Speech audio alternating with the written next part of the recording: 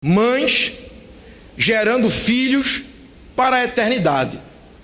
As mães podem repetir comigo? Só as mães. Mães gerando filhos para a eternidade. Amém. Mães gerando filhos para a eternidade. Esse é o tema que eu quero pregar aqui essa noite. E o texto base está em 1 Samuel, capítulo 1, verso 26 a 28. Eu fico muito feliz por essa ação que teve aqui agora há pouco, de apresentar filhos ao Senhor, que combina justamente na mensagem que eu vou pregar nessa noite. 1 Samuel, capítulo 1, verso 26 a 28, que diz assim: E disse ela: Ah, meu Senhor, tão certo como vives, eu sou aquela mulher que aqui esteve contigo, orando ao Senhor. Por este menino orava eu, e o Senhor me concedeu a petição que eu lhe fizera, pelo que também o trago como devolvido ao Senhor, por todos os dias que viver, pois do Senhor o pedi, e eles adoraram ali ao Senhor. Pai, fala conosco nessa noite, Senhor. Derrama a Tua graça sobre nós e nos dá o entendimento da Tua palavra, Pai. Aquilo que está em Teu coração, que o Senhor nos ajude a falar aqui essa noite e que possamos compreender e se submeter, Pai, à Tua palavra, em nome de Jesus. Amém. Então, irmãos, eu quero falar sobre uma mãe por nome Ana e um filho por nome Samuel. Para começar, eu queria ler a frase do pensador C.S. Lewis. Ele começa a sua frase dizendo assim: o que não for eterno é eternamente inútil. O que não é eterno é eternamente inútil. Essa frase nos faz pensar muito, nos faz pensar em que a nossa vida está firmada, em que os nossos princípios estão firmados, em que queremos ter filhos e em que está baseado a forma que criamos os nossos filhos. A pergunta é: para esta terra ou para a eternidade? Estamos com as nossas convicções que regem a nossa vida com coisas eternas ou coisas terrenas? Nós vamos falar hoje sobre Ana, principalmente o voto que Ana fez ao Senhor. E quando nós pensamos no que é eterno, falamos de eternidade, além, uma coisa que dura, durável. Falamos das coisas de Deus. Quando falamos de coisas terrenas, falamos da vida aqui, curta, pequena, um espaço de tempo. Então, quando nós formos falar sobre eternidade, lembre-se que é as coisas de Deus, as coisas duráveis e que não têm fim. Quando falamos de coisas terrenas, espaço de tempo terreno. O Salmo 127, verso 3, começa assim: Eis que os filhos são herança do Senhor, e o fruto do ventre o seu galardão. Os filhos são herança do Senhor. Logo, entendemos que os filhos não são dos pais. Os filhos não são dos pais. Os filhos são do Senhor. Nós que somos pais, ou os irmãos que são pais por um tempo, mas vocês têm a responsabilidade de criar os vossos filhos para Deus, porque de verdade é dele. Os filhos, na verdade, não são dos pais. Os filhos são emprestados de Deus para que os pais criem, e criem segundo a vontade de Deus, porque de verdade os filhos são de Deus, não são dos pais. Então, percebemos aqui uma mulher chamada Ana. Ana, uma história bastante conhecida.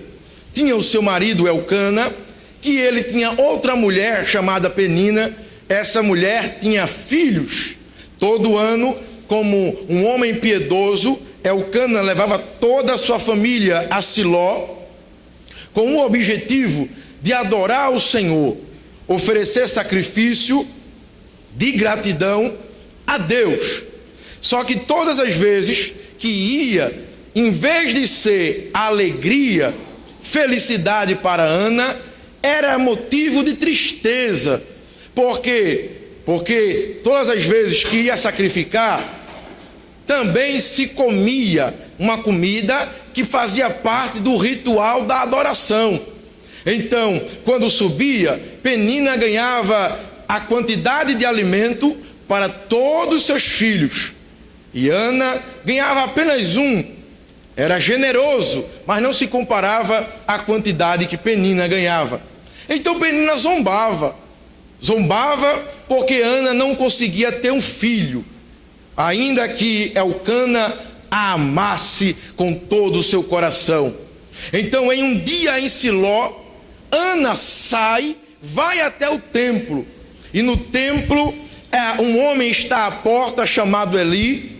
Ela entra e começa a orar a Deus e diz assim: Senhor dos exércitos, se benignamente atentares para a aflição da tua serva, e de mim te lembrares, e da tua serva não te esqueceres, e lhes deres um filho varão, ao Senhor o darei por todos os dias da sua vida, e sobre a sua cabeça não lhe passará navalha.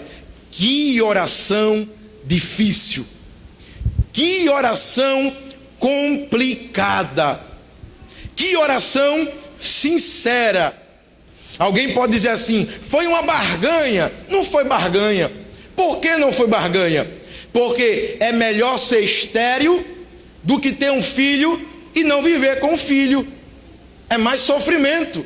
Então não foi barganha, foi uma oração sincera, uma oração verdadeira.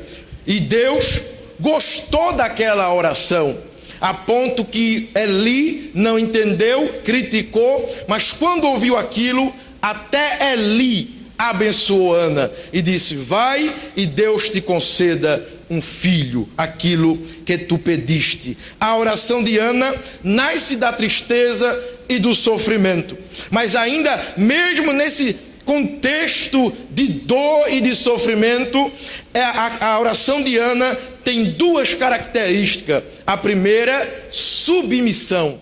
Submissão, porque quando ela ora, ela diz: Senhor, a tua serva. Serva, ela não foi impor alguma coisa para Deus. Ela não disse: o Senhor tem que me dar, mas ela disse: se tu atentares à oração da tua serva, a tua serva fará como tu quiseres. Uma oração submissa e uma oração sacrificial. Ana fez um voto de entregar o bem precioso, o melhor, um filho, o sonho, entregar de volta para Deus. E veja que o texto coloca a palavra de volta, porque Ana entendia que o filho vinha de Deus. Se vinha dele, ela estava devolvendo para quem era de direito. Ana tinha esse entendimento, mas não era tão simples assim, não era tão fácil, porque ainda que a mulher fizesse o voto, quando chegasse em casa e ela dissesse assim: olha, eu estava no templo e eu fiz um voto, eu pedi ao Senhor um filho varão, se ele me der, eu vou devolver. Elcana poderia dizer assim: eu não concordo, o voto está anulado. O filho, se vier, vai ser criado aqui, porque será o meu primogênito da mulher que eu amo. Porém, em vez disso, Elcana concordou com Ana. Elcana é o exemplo de um homem temente, de um homem piedoso, de um homem que amava a sua mulher e com certeza queria um filho. Era o seu sonho, porque Ana era a mulher que ele amava. Penina foi a segunda, descobriu que Ana era estéril, e aí ele conheceu a Penina e teve filhos com ela, mas o coração dele estava em Ana. O que acontece? 3 anos se passa, Ana está grávida. Ana está grávida. Passa-se os 9 meses, nasce um filho, e o nome do filho é Samuel, ouvido de Deus, pedido e ouvido por Deus. Nasce Samuel, um voto a Deus, e o voto foi que eu deixaria Samuel na casa do Senhor. Deixa ele desmamar, porque quando ele desmamar, eu entrego ele ao Senhor.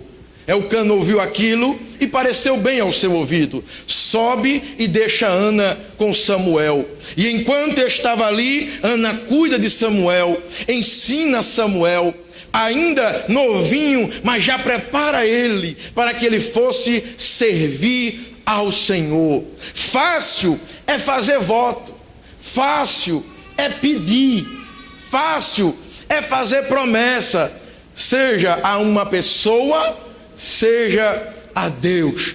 É fácil pedir, mas quando você vê o choro da criança, o cheirinho da criança, quando você dá de mamar a criança, quando você vê que ele parece com o pai ou parece com a mãe, aí você pensa, ele poderia ficar aqui em casa, ele poderia ser um camponês, ele poderia ser qualquer outra coisa e trazer muita alegria aqui para nossa família. Afinal de contas, é fruto do amor, é fruto do único homem que eu amei. Então ele está aqui em meus braços, eu poderia criar ele. Essa dúvida a Bíblia não deixa aparecer em nenhum momento. Quando Ana está com ele ainda recém-nascido, novinho, Ana diz, eu vou esperar ele desmamar, porque o voto que eu fiz, eu vou cumprir e devolver ele para Deus. Ana era uma mãe que estava gerando um filho para a eternidade. O maior problema é que os pais acham que os filhos são seus, acha que é seu e tem que criar do jeito que acha melhor, e isso é louvável, isso é uma coisa, entre aspas, correta, é uma coisa bonita de se ver, porque todo pai quer o melhor para os seus filhos, toda mãe quer o melhor para o seu filho ou para a sua filha. Porém, o melhor para o teu filho é que ele seja um filho de Deus. O melhor para o teu filho, mãe, é que o teu filho seja temente a Deus. Parece que há a maior alegria que o filho seja qualquer outra coisa, menos temente a Deus. Parece que há muita alegria quando o filho entra na faculdade e ganha ali o seu primeiro destaque. É o primeiro filho que entrou na faculdade, coisa linda. Ninguém nunca aqui conseguiu pagar uma faculdade, e ele ganhou, ele batalhou, e agora ele é um universitário, louvado seja Deus. Aí entra na faculdade, aí agora parece que ganhou tudo, e quando vai ver, se esquece das suas origens, se esquece dos seus princípios, e parece que para a mãe ou para o pai não está tão preocupado, porque a maior preocupação é que ele tenha uma profissão, que ele tenha o seu futuro garantido, e aí ganha o seu primeiro diploma. Oh, alegria, que coisa maravilhosa, que coisa linda, e cada vez mais se afastando de Deus, cada vez mais se distanciando, mas não importa. Por que não importa? Porque o futuro está garantido, porque tem agora uma segurança, agora ele tem como se manter. Eu posso dizer que o meu filho será um futuro isso ou aquilo, ou o que ele já é, e isso me traz alegria. Mas a alegria de Ana não era que o seu filho fosse um camponês, não era que o seu filho fosse um marceneiro, não era que o seu filho fosse um agricultor. A alegria de Ana era que ele servisse na casa de Deus. Não há maior alegria, ou não deveria existir, para pais cristãos do que os seus filhos estivessem servindo, se gastando na casa de Deus. Não deveria existir. Conta-se uma história real, verídica. Eu digo que é história porque eu não estava lá. Que um pastor muito apaixonado por missões, um homem fervoroso, pastor de uma igreja, pregou uma mensagem linda sobre missões. Linda. E aí, como todo bom pregador de missões, quem quer entregar a sua vida para a obra missionária? Quem sentiu o seu coração aquecendo? Vem aqui à frente. Quem se levanta? A filha dele. Vem até a frente. Ele vai até o ouvido dela e faz assim: o que é que você está fazendo aqui? Volte para o seu lugar. Você não. Você não. Porque ele estava chamando o filho dos outros, não o filho dele. Porque o filho dele tinha que ser um advogado, um juiz, um médico. Profissões lindas e que têm a sua importância aqui nessa terra. E que bons cristãos podem ser também um bom profissional. Porém, mais importante do que qualquer coisa, o sábio Salomão disse: a vida é vaidade, ganhar dinheiro é vaidade, comer muita comida gostosa é vaidade, tudo é vaidade. E o que é que importa, Salomão? Ele disse: o que importa, teme ao Senhor teu Deus. Essa é a razão de viver, temer a Deus. Eu queria convidar você a ler Eclesiastes. Quando tiver um tempinho, leia o livro de Eclesiastes. Não é um livro depressivo, não é um livro ruim, ácido, mas é um livro que mostra a realidade da vida, que a vida sem Deus é fútil. É como C.S. Lewis disse: se não for eterno, se você não tiver princípio eterno, se você não tiver uma visão eterna, será tudo que você construir aqui nessa terra inútil, fútil, porque o que importa no final da vida é se temia a Deus ou não.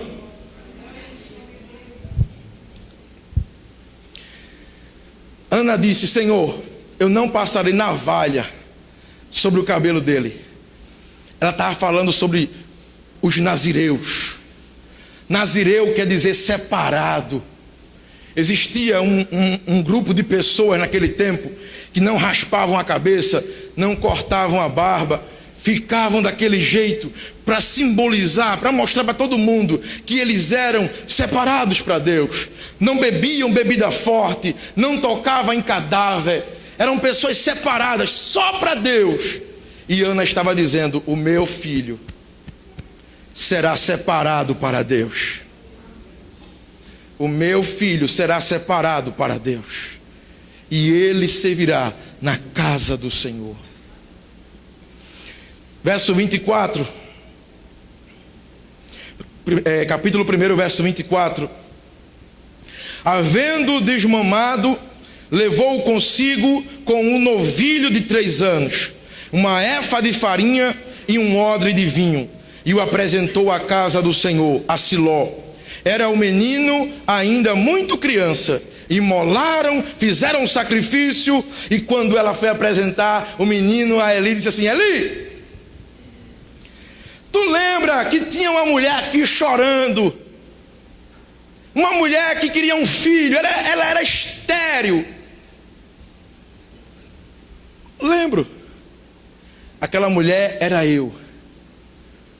Lembra que eu fiz um voto ao Senhor? se ele me desse um menino eu traria de volta? Lembro. Ele já era idoso, irmão. Lembro. Pois bem, esse menino é o menino que o Senhor me deu. E eu estou trazendo ele para servir na casa de Deus.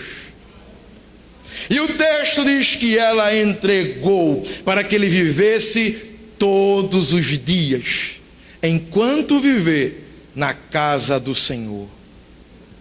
Aí o texto termina assim: e ela saiu triste? Não, irmão, não.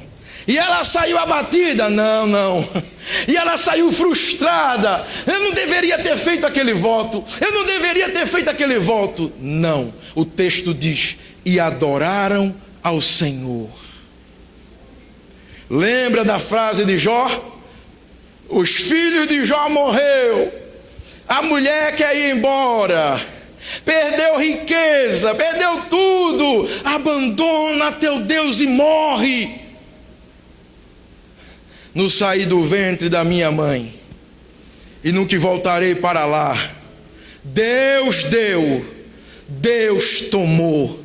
Louvado seja o nome do Senhor. Alguém que entende que é apenas dispenseiro, administrador, é apenas um mordomo. Irmãos, nós somos apenas mordomo. O que você tem não é seu. Sempre você ouve isso aqui, anualmente. Mas o que Deus pede de nós aqui nesse culto hoje não é o teu dinheiro. Deus é dono do ouro e da prata. Ele não precisa. O que você dá é gratidão, é devolver. Ele não precisa. O que Deus quer hoje é o melhor de cada um de nós. É o que saiu das entranhas. E é o milagre da vida que o próprio Deus colocou lá dentro. O salmista disse: como é que pode no ventre de uma mulher ser gerado filho? Eu não entendo, esse conhecimento é demais para mim. Mas o próprio Deus diz: os filhos são minhas heranças. O que Deus quer de nós aqui essa noite não é nada que você possa dar e depois reconquistar ou se lamentar. O que Deus quer de nós aqui essa noite é os nossos filhos. Semana passada estávamos lá em Arco Verde e fomos fazer um evangelismo na praça. A praça lá tem cerca de 500 jovens. 500 jovens. E aí a gente evangelizou, pregou, foi muito bonito. Quando a gente volta para a igreja no domingo de manhã, Deus me deu uma palavra. Qual foi a palavra? Se a igreja aqui em Arco Verde não se levantar e tomar posse daquela praça, os vossos filhos é que estarão lá amanhã.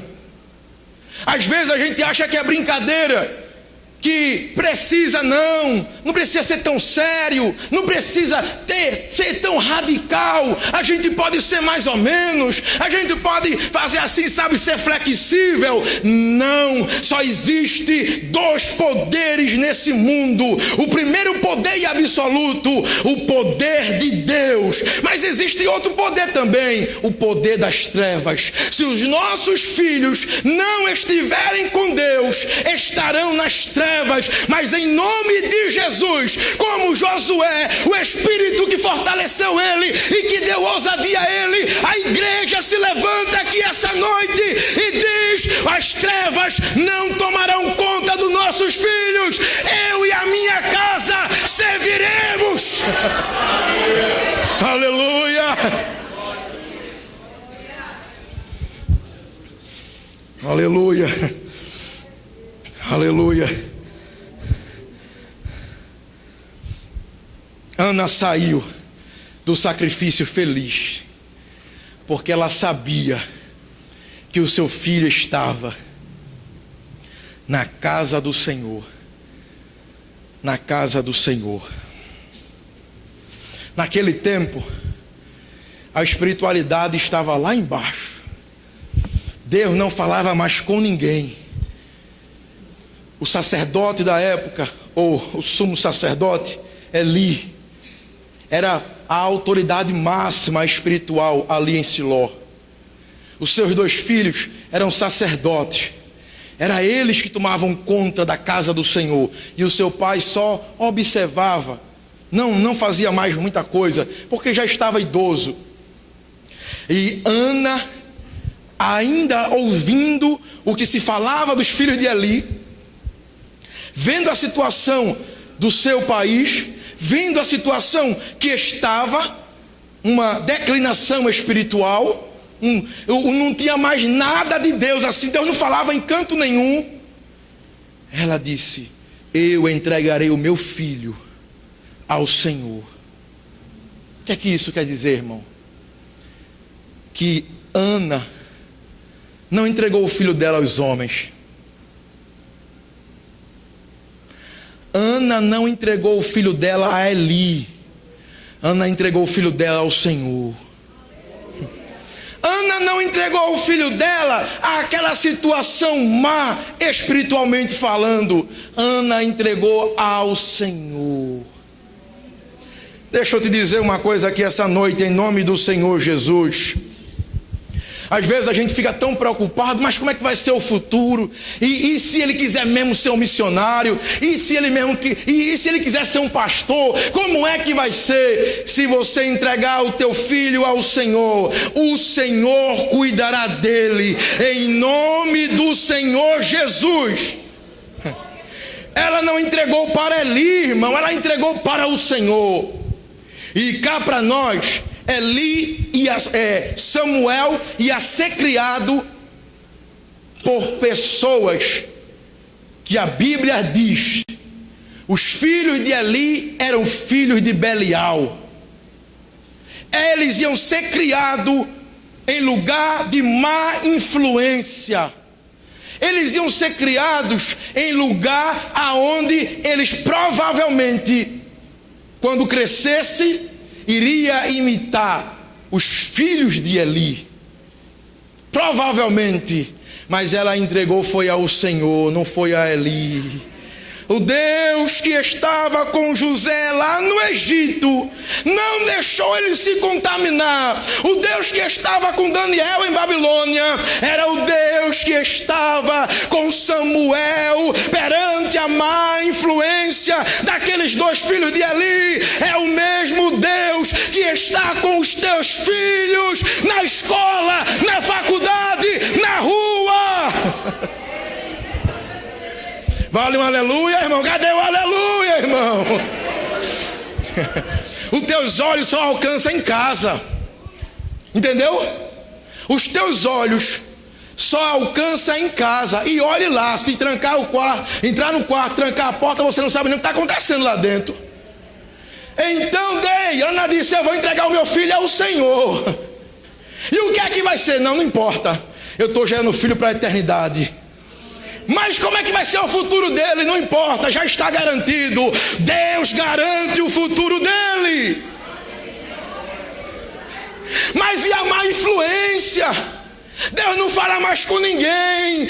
Eu creio que o meu filho servirá na casa do Senhor e dará frutos. Aleluia. Aleluia. Irmão, deixa eu dizer uma coisa aqui. Falta 10 minutos. Deixa eu dizer uma coisa em nome de Jesus. Você não tem nem ideia o que Deus quer e irá fazer com os teus filhos. Alguém recebe essa palavra em nome de Jesus, irmão?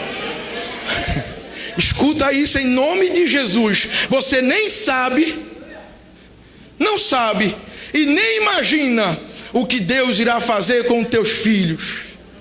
Minha irmã é uma mulher estéril, irmão. Ela tem um milagre, tem um filho. Ela poderia criar o filho. Ela poderia abraçar aquele menino com unhas e dentes e não largar. Ela entrega para Deus.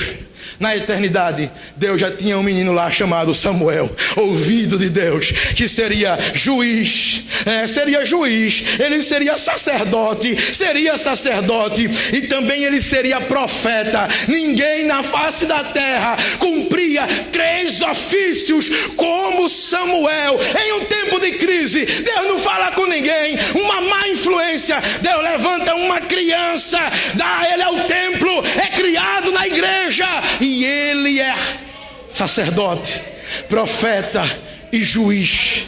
Você não tem nem ideia o que Deus quer fazer com teus filhos. Entrega a Ele. Aleluia. Aleluia. Irmão, tem uma frase que diz assim: tudo quanto eu queria guardar, eu perdi. Mas tudo quanto eu perdi por causa de Deus, eu ganhei. Perde o teu filho para Deus aqui essa noite. Perde o teu filho para Deus aqui essa noite. É melhor perder para Deus do que perder para o mundo. Porque perder para Deus é ganhar na eternidade. Aleluia. Aleluia. Irmão, eu vou adiantar aqui. O que acontece? Os dois filhos de Eli, quando alguém vinha sacrificar, eles diziam assim: qual é a melhor parte aí do sacrifício? Tira para mim aí, porque é minha. Entendeu? A melhor parte do sacrifício era para Deus. Aí ele dizia assim: qual é a melhor parte do sacrifício aí? Tira que é para mim. Aí ele tirava. Todo mundo sabia a fama dos filhos de Eli. Ele se juntava com um bando de pessoas e fazia festa de relação sexual na frente do templo. Todo mundo sabia. Eli não fazia nada. Eli estava preocupado, era com o dinheiro, irmão. Era com o pão. Era com as ofertas que davam aos sacerdotes. Ele não estava preocupado de corrigir seus filhos. Ele não estava preocupado se os seus filhos seriam homens e mulheres de Deus. Ele estava preocupado com a estabilidade. Eu ser sacerdote, os meus filhos ser sacerdote, tem estabilidade. Terão comida, terão casa. Não tem problema. Um dia Deus aparece para Eli e diz a Eli: um dia eu visitei a tua casa e eu disse que do teu pai e de ti se perpetuaria o serviço na minha casa para o meu povo. Mas a partir de hoje eu quebro os teus braços, eu acabo contigo a minha aliança. Porque quem me desagrada, quem não me honra, eu não honrarei. E Samuel, aí o texto muda. O texto muda. Samuel capítulo 2, 18. Aí o texto muda, 17 e 18. Samuel ministrava perante o Senhor, ainda sendo menino, vestido com a estola sacerdotal. Entendeu? Os filhos de Eli, Deus estava com raiva, Deus estava irado. Samuel estava trabalhando na casa do Senhor com uma estola sacerdotal. Só quem usa estola sacerdotal é quem? Sacerdote. O que é que Samuel está fazendo usando roupa de sacerdote? Deus lá no céu, na sua soberania, já conhecia os filhos de Eli, já conhecia a descendência de Eli, e já tinha preparado um sacerdote para o seu povo. Todos os anos, Ana, pode vir aqui, a música, preparou a música, pode vir em nome de Jesus. Todos os anos, Ana ia a Siló e levava uma túnica para Samuel. Quem sabe a túnica dele está velha. Eu não quero que ele sirva ao Senhor com roupa velha. Eu vou dar uma túnica nova. Levava, está aqui meu filho, a túnica, para você servir ao Senhor com roupa bonita, bem apresentável. A minha alegria é saber que você está servindo na casa do Senhor. A minha alegria é saber que você está bem aqui, servindo ao Eterno. Toma aqui um presente, uma túnica, para que você sirva na casa do Senhor. Que Deus traga o seu Espírito Santo aqui essa noite, que Ele incomode pais, mães, aqueles que ainda não têm filhos, para que nós venhamos a gerar filhos para a eternidade, em nome de Jesus. uma mulher chamada Susana Wesley. Tinha 19 filhos, século XVIII. E ela criava os seus filhos, separando 1 hora por dia para evangelizá-los, doutriná-los. 1 hora por dia. John Wesley, senta aqui. Carlos Wesley, senta aqui. Todos os dias. Todos os dias. E ela dizia o seguinte: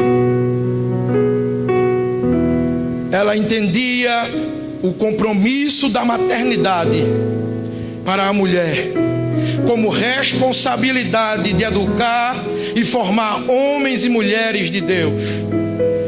É responsável também pela alfabetização e a evangelização dos seus próprios filhos. Quem deve ensinar os filhos não é o governo, não é o Estado, é a mãe, é os pais, são os pais. Quem deve evangelizar os filhos não é o pastor, não é a igreja, são os pais. Estamos trocando essa responsabilidade para outros. E quando vamos ter um encontro com nossos filhos, não os reconhecemos mais.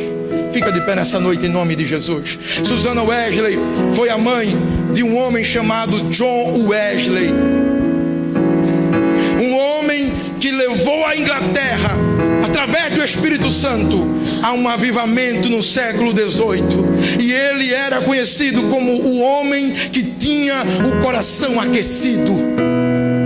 Que Deus gere mães aqui essa noite, que gerem filhos para a eternidade.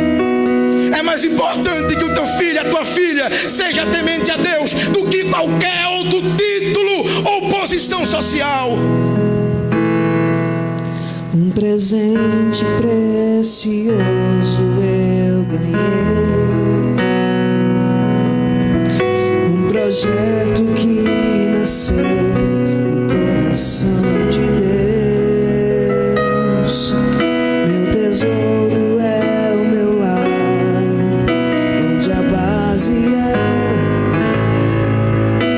onde sempre quero estar. Lá em casa posso ser quem realmente sou. As diferenças até poderão acontecer, mas quando a mágoa tem razão, prevalece o perdão. Para sempre assim será. A minha família debaixo da graça, guardada nas asas de quem a criou. Bem-aventurado eu sou por ter meu lar na presença do Senhor. Aleluia. Não, irmão, não é culto da família não, mas também é culto, irmão. É culto. É culto. Eu queria pedir às mães que orassem nesse momento. Senhor, toma conta dos meus filhos. Toma conta dos meus filhos. Eu queria pedir aos pais, toma conta dos meus filhos. Toma conta dos meus filhos, Senhor. Faz a tua vontade. Ainda que eu nunca mais veja ele, mas que eu saiba que ele está em tua casa, que ele te serve. Ainda que ele não seja o homem mais rico aqui do Brasil, mas que ele seja rico da tua graça. Que ele não seja o mais popular, mas ele seja alguém que glorifica o teu nome aonde ele está. Que ele não seja alguém que vai estar na mídia, mas que ele seja alguém que vai ser conhecido por ti. Fala com teu Deus nessa hora. É culto de missões, é culto da família, é culto ao Senhor nosso Deus. A nossa família debaixo da graça só estará se abrirmos a porta da nossa casa e dissermos: Senhor, entra, faz a tua vontade, entra, faz o teu querer. Siló, o povo de Deus dependia de Samuel. Talvez o Brasil depende do teu filho. Talvez essa nação dependa do teu filho. Não guarda ele, não proteja ele a ponto que ele se afaste de Deus, mas entrega ele no altar de Deus aqui essa noite e fala para ele: Senhor, eu abro mão dos meus filhos para ti, que eles te sirvam, que eles sejam profissionais tementes a Deus, que eles sejam homens e mulheres teus. Mas eu não quero ter a infelicidade de ver o que acontece hoje nas prisões. As pessoas mais terríveis desse mundo já foram crentes, estão afastados, mas nessa hora pedimos ao sangue do Senhor Jesus que cubra a nossa casa, que cubra a nossa família. A nossa família está firmada em Deus. Aleluia, aleluia, aleluia. Dei mandar, suíderei mandar, leira mandar, suíderei mandar. Serviremos ao Senhor. Leira mandar, suíderei.